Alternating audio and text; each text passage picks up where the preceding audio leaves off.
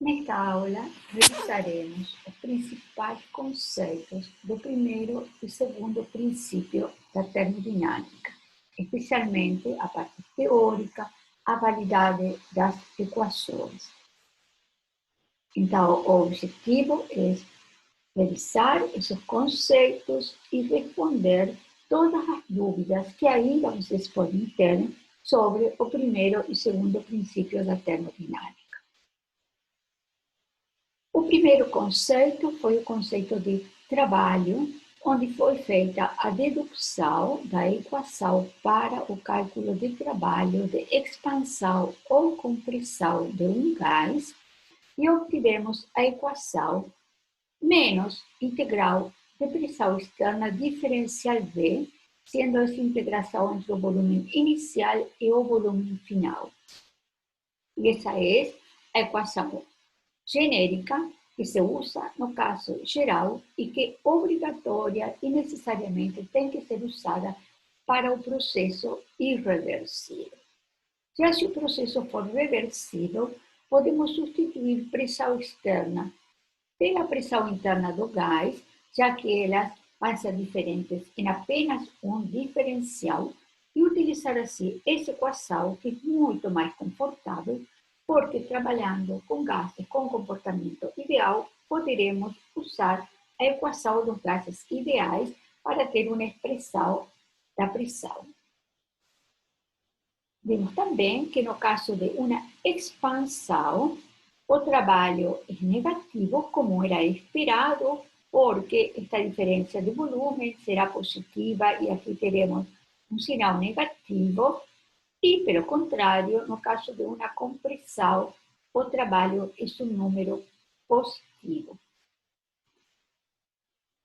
Depois fizemos o enunciado da primeira lei da termodinâmica.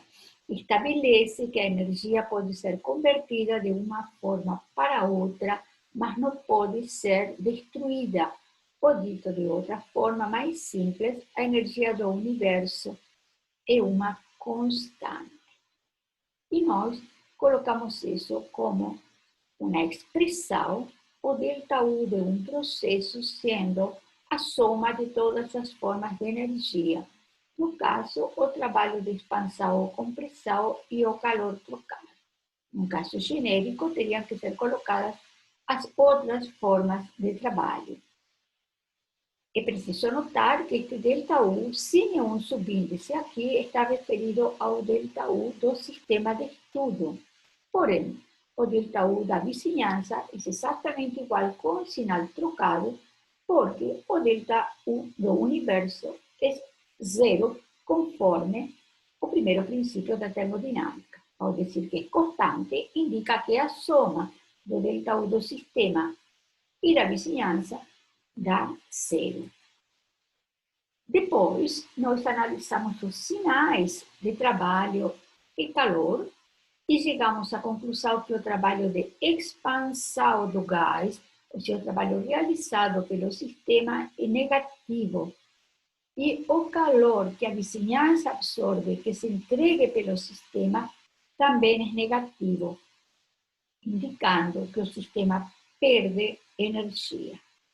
Já no caso contrário, o trabalho de compressão realizado sobre o sistema, o calor absorvido pelo sistema entregue pela vizinhança serão positivos, indicando que o sistema ganha energia. Posteriormente, escrevemos as definições de ΔU, que já tínhamos feito, e a definição de H, entalpia, definida como U mais pressão-volume. Tendo cuidado que se fazemos o ΔH, será ΔU mais P ΔV mais V ΔP. E falamos que a energia interna U e a entalpia H são diferentes do trabalho W e do calor Q no seguinte: a energia interna e a entalpia são funções de estado. Então, os valores do ΔU e do ΔH dependem apenas do estado inicial e final do sistema. Entanto, o trabalho e calor não são funções do estado e seus valores dependem do caminho, dependem de como foi feito o processo.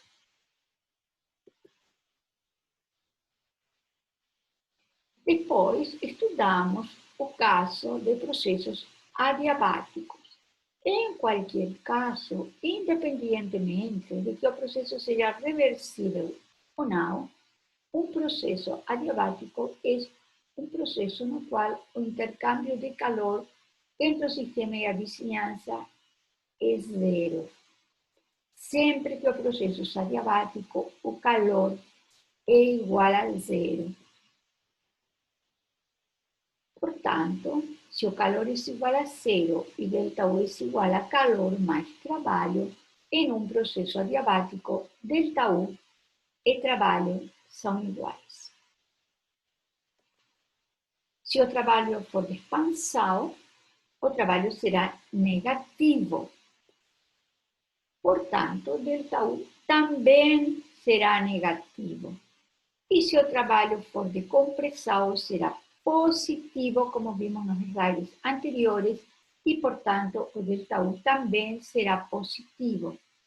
Sendo que o ΔU é NCV ΔT, onde CV é a capacidade calorífica a volume constante, e ΔT é temperatura final menos temperatura inicial, significa que se o ΔU é negativo, a temperatura do gás diminui, e se o ΔU é positivo, a temperatura do gás aumenta. Como consequência, em uma expansão adiabática, o gás tem sua temperatura diminuída e em uma compressão adiabática, a temperatura do gás aumenta. Isso independentemente de ser um processo reversível ou irreversível. Isso é válido no caso geral. Mas depois mostramos as equações válidas apenas para um processo adiabático reversível, considerando a constante gama, que Cp dividida por Cv, podem ser deduzidas estas duas equações. A pressão inicial vezes o volume inicial elevado a gama, igual à pressão final vezes o volume final elevado a gama. Esta equação é particularmente útil quando conhecemos a pressão inicial, o volume inicial e a pressão final e precisamos do volume, ou vice-versa, sabemos o volume e precisamos da pressão. Quando temos os valores de temperatura e volume, algum dos volumes, ou inicial, normalmente, é mais fácil, talvez, usar esta relação, TI sobre TF igual a volume final sobre volume inicial, elevado a gama menos 1.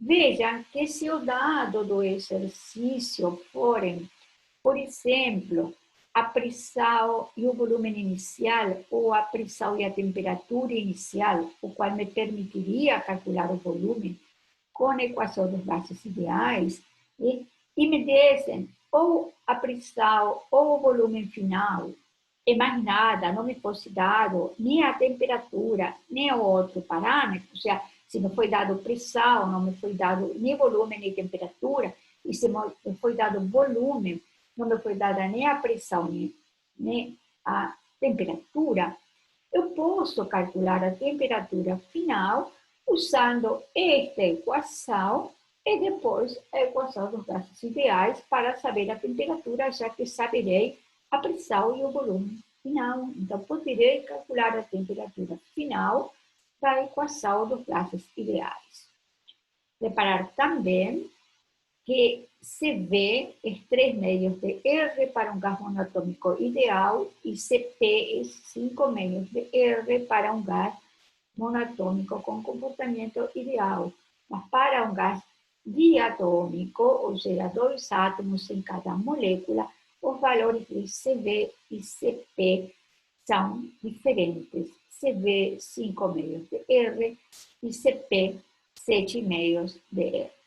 nós usaremos aproximadamente esses valores, porém, os valores verdadeiros de CV e CP podem ser achados nas tabelas, nos livros ou na internet. Estas equações estão deduzidas no livro de Atkins, por exemplo, e em vários outros livros, sendo uma dedução um pouquinho trabalhosa. Bem, a segunda lei da termodinâmica diz que a entropia do universo se mantém constante em um processo reversível e que a entropia do universo aumenta num processo irreversível. E o delta de entropia foi definido como a integral do calor reversível dividido a temperatura. A entropia é também função de estado e depende apenas do estado inicial e final igual que delta U e delta S, quando eu calculo delta U, delta S, delta H, delta U, delta H, delta S, as três funções de estado, entre um estado inicial e um estado final, elas darão igual que se eu calculo entre o mesmo estado inicial e final, mas por outro caminho, porque elas não dependem do caminho. Já o calor depende do caminho, porque não é função de estado.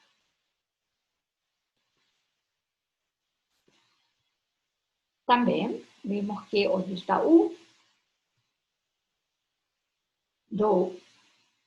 U certo, do sistema e o delta U da vizinhança eram iguais, porque, segundo a primeira lei da termodinâmica, o delta U do universo é zero. Isso não acontece com a entropia. O delta S do universo também é delta S do sistema, mas delta S da vizinhança. Mas, como esse valor dará zero apenas num processo reversível e dará um número maior que zero num processo irreversível, é preciso calcular cada um dos valores e fazer a soma. Sendo que nós já saberemos que se o processo é reversível, este valor e este valor serão iguais com sinal trocado, e se for irreversível, esses valores serão diferentes e a soma será um número positivo maior que zero. O delta S do sistema é calculado como a integral do calor reversível do sistema dividido a temperatura, e o delta S da vizinhança como a integral do calor da vizinhança dividido a temperatura. E aí você tem que tomar cuidado com alguns detalhes. O primeiro é o sinal integral. A temperatura está dentro do sinal integral e não pode ser tirada da integral, a menos que seja constante. A segunda coisa que tem que tomar cuidado é que o calor é o calor reversível do sistema, no caso do cálculo do delta S do sistema. Portanto, se o processo não for reversível, eu não poderei usar o verdadeiro calor trocado pelo sistema. Já no caso da vizinhança, o calor da vizinhança sempre será igual, a menos o calor trocado pelo sistema. O calor entregue pelo sistema será absorvido pela vizinhança e vice-versa. O valor sempre será o mesmo. Então, este é o verdadeiro calor, o processo tal qual aconteceu, e este é o calor que seria trocado se o processo fosse reversível. Alguns casos específicos, por exemplo, o processo isotérmico reversível. O delta S do sistema é o calor do sistema dividido a temperatura. Por que tirei aqui o sinal da integral? Porque a temperatura é constante. Não coloquei a palavra reversível porque já está colocada aqui no título. Nós deduzimos essa equação e achamos que era mais NR logaritmo do volume final sobre o volume inicial. Não confundir com a equação para o cálculo do trabalho. O delta S da vizinhança será exatamente o contrário por ser um processo reversível, onde os dois valores são iguais com sinal trocado e o delta S do universo é zero. Como calculávamos o delta S do sistema para um processo reversível a volume constante? Vamos lembrar que nesse caso de volume constante, o trabalho é zero e, portanto, o delta U é igual ao calor a volume constante. O delta S do sistema continua sendo a integral do calor reversível do sistema dividido a temperatura, tomando cuidado que agora esta temperatura vai mudar. Como o trabalho é zero, o calor reversível do sistema é o delta U, é a integral de NCB diferencial T. Esta integral pode ser colocada aqui no lugar de calor reversível do sistema. E obtemos, então, esta integral, que pode ser resolvida facilmente, e é NCB logaritmo de T final sobre T inicial. Primeiro faço o quociente das temperaturas, depois o logaritmo e multiplico por CV e E.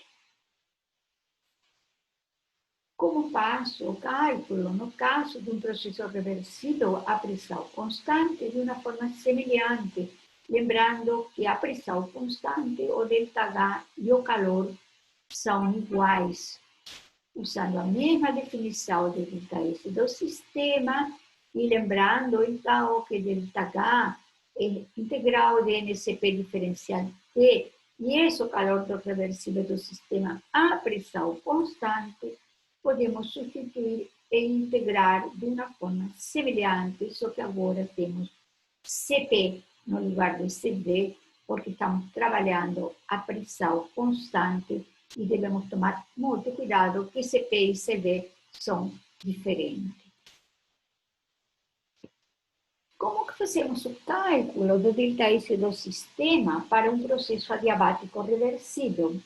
Esse é o caso mais fácil, certo? Porque olhamos de novo a definição de ΔS do sistema como integral de calor reversível do sistema dividido a temperatura e lembramos que o calor é zero num processo adiabático e como esse processo é reversível, tal qual foi proposto aqui, esse calor do sistema é o calor reversível e é zero. Portanto, o ΔS do sistema é zero. Claro que o ΔS da vizinhança também será zero e o ΔS do universo também será zero. Como fazemos para calcular ΔS do sistema para um processo qualquer que não seja reversível, ou seja, para um processo irreversível?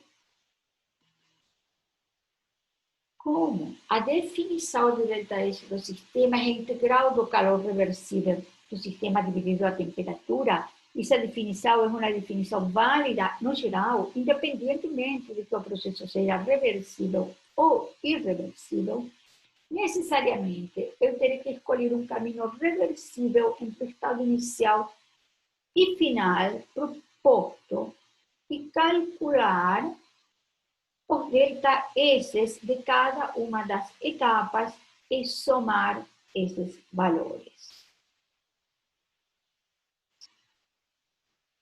Como calculo o ΔS da vizinhança para um processo que não seja reversível, para um processo irreversível? Sempre o ΔS da vizinhança poderá ser calculado como a integral de menos o calor do sistema dividido T, onde esse calor é o verdadeiro calor trocado no processo.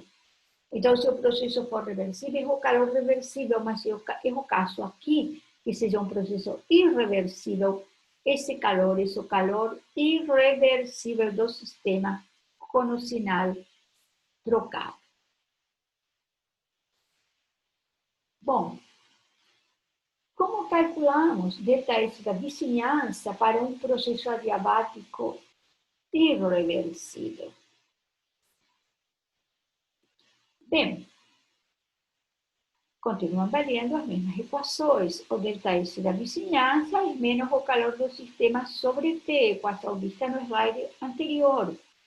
O calor verdadeiramente trocado no processo é zero, porque é um processo adiabático. Portanto, o ΔS da vizinhança é zero para um processo adiabático. Resumindo, para um processo adiabático reversível, ΔS do sistema, da vizinhança e do universo é zero. Já para um processo adiabático irreversível, o ΔS da vizinhança será zero, mas o ΔS do sistema não será zero. Será um número positivo que eu terei que calcular propondo um caminho reversível, e o ΔS do universo será positivo, conforme a segunda lei da termodinâmica. Esses são os conceitos principais. Caso vocês tiverem dúvidas sobre esses conceitos, tem que voltar às aulas do módulo 1 e do módulo 2. E foi também colocado um vídeo com alguns exercícios de revisão do módulo 1 e do módulo 2 e comparações entre sistemas que vão do mesmo estado inicial ao mesmo estado final por caminhos diferentes, e sistemas que partem de um estado inicial e chegam pela via reversível a um dado estado e pela via reversível a outro dado estado. O caso de sistemas adiabáticos, de gases que se expandem adiabaticamente a partir do mesmo estado inicial até uma pressão final igual, mas que, no caso reversível, chegarão a uma dada pressão, temperatura e volume, e no caso irreversível chegarão à mesma pressão, porém a outro volume e temperatura. Então, vocês precisam olhar para esses exercícios, refazer, para fixar todos os conhecimentos do primeiro e segundo princípio da termodinâmica.